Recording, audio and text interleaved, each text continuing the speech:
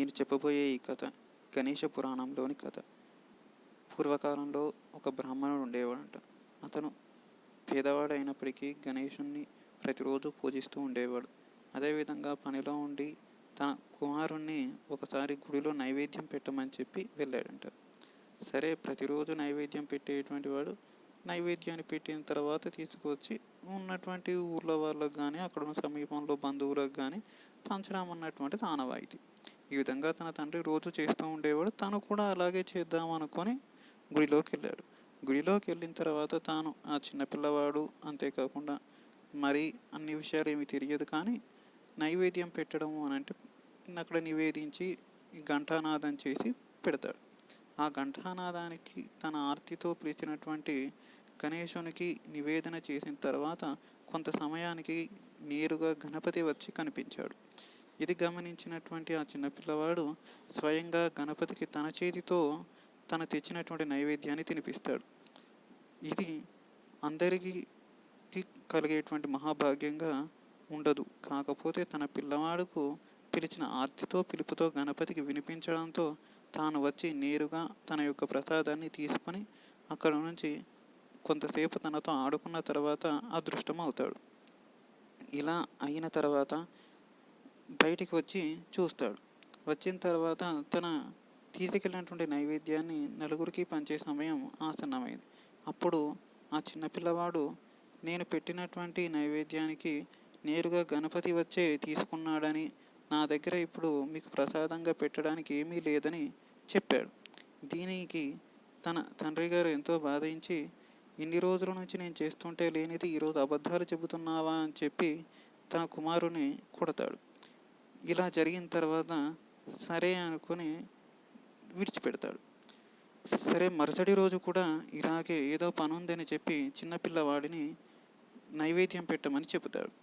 నైవేద్యంగా ఉండ్రాలను ఇచ్చి పంపిస్తాడు. అలా వెళ్ళిన తర్వాత కొంత దూరం వెళ్ళిన తర్వాత తనతో పాటే వెనక తన తండ్రి కూడా రావడం జరిగింది. గుడిలోకి వెళ్ళిన తర్వాత చిన్నపిల్లవాడు యథావిధిగా నిన్నటి రోజు చేసిన విధంగానే గణపతిని ఘంటానాదం చేసి గణపతిని ఆర్తితో పిలవడం జరుగుతుంది. ఇలా జరిగిన కొంత సమయానికే గణపతి అక్కడ ప్రత్యక్షమవుతాడు. ప్రత్యక్షమైన తర్వాత తాను పెట్టినటువంటి ఉండ్రాలను చేతితో తనకి తినిపిస్తాడు. తినిపించినటువంటి ఈ దృశ్యాన్ని వెనక నుండి వస్తున్నటువంటి తన తండ్రి కిటికీలో నుంచి చూసి ఎంతో ఆనందిస్తాడు. గణపతి కనబడగానే రెండు చేతులతో మొక్కి నమస్కరిస్తాడు. ఇలా ఉండగానే గణపతికి చిన్నపిల్లవాడిని ఒక మాట అడుగుతాడు. నీకు ఏమి కావాలి, ఎందుకు ఇంతలా ఆర్తితో నన్ను పిలుస్తున్నావు అని అడిగాడు. అందుకు చిన్నపిల్లవాడు కూడా, నాకు ఏమీ తెలియదు, కానీ నన్ను అందరూ తెలివి తక్కువవాడు, పిచ్చివాడు, ఏమీ తెలియని అమాయకుడు అని అంటున్నారు.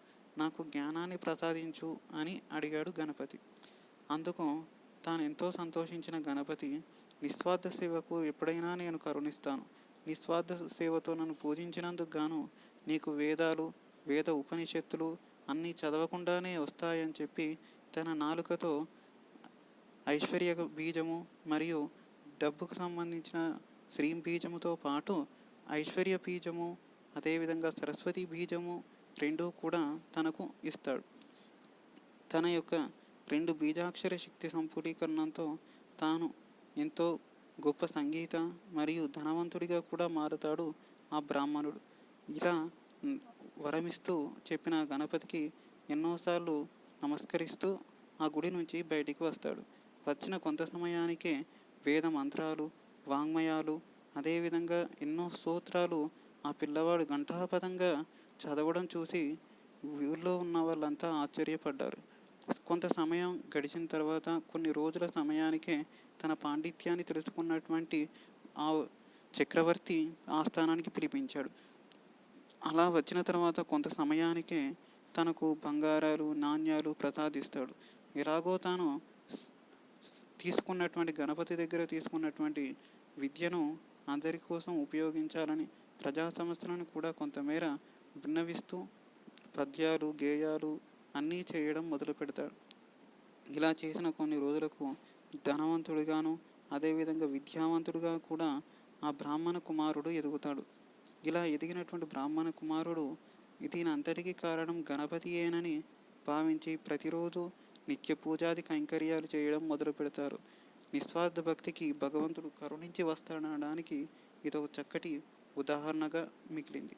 అందుకే ప్రతి ఒక్కరూ స్వార్థాన్ని విడిచి నిష్కామ కోరికలు అన్నిటినీ కంటే స్వార్థపూరితమైన భక్తిని చూపాలని ఈ కథ ద్వారా తెలుస్తూ ఉంటుంది.